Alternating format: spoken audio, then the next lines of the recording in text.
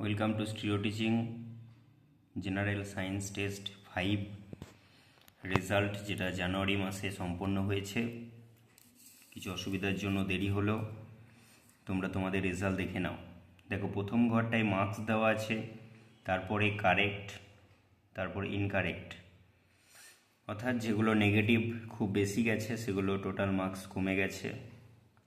যারা নতুন তাদেরকে বলছি নেগেটিভ মার্কস কমাতে হবে। নিজ নিজ সিট নাম্বার দেখে তোমরা তোমাদের নাম্বার পেয়ে যাবে। সিট নাম্বার অনুযায়ী এখানে নাম্বার দেওয়া হয়েছে, প্রথম, দ্বিতীয়, তৃতীয় লিখে দেওয়া হয়েছে এবং কিছু নাম লেখা হয়েছে যেগুলো ওরই মধ্যে ভালো রেজাল্ট করেছে।